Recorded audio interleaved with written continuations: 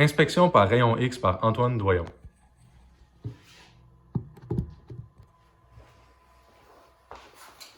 Qu'est-ce que c'est que l'inspection par rayon X? L'inspection par rayon X permet de détecter les dommages sous la surface de la pièce et, dans le fond, elle est utilisée, dans le fond, sur les pièces qui sont métalliques, donc en acier ou en aluminium, ou en matériaux composites.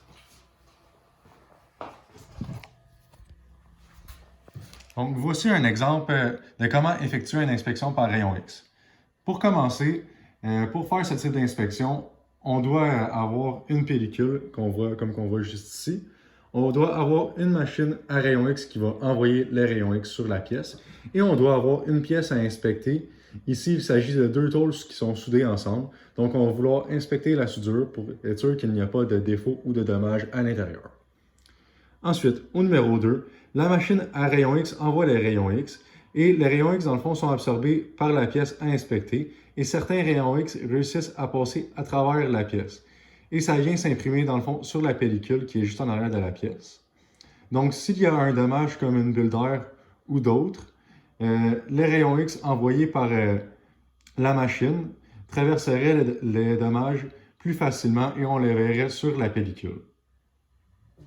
Au numéro 3, ici on voit un endroit plus pâle que les autres sur l'impression de la soudure. Donc juste ici on voit un endroit plus pâle. Et ce qui indique dans le fond qu'il y a un dommage qui ressemble à une bulle d'air dans la soudure. Donc ici je vais vous présenter une petite vidéo.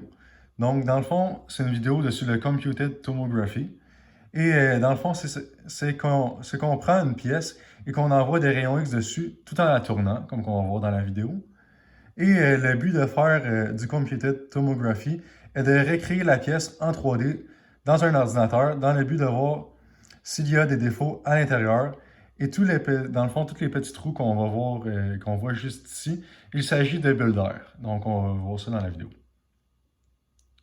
Donc, on envoie des rayons X sur la pièce tout en la tournant, ce qui va faire recréer la pièce en 3D à l'ordinateur, comme qu'on voit juste ici.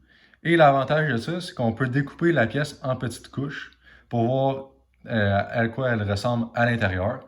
Et on va pouvoir voir qu'elle a énormément de bulles d'air à l'intérieur. Comme on voit juste ici, celui-là.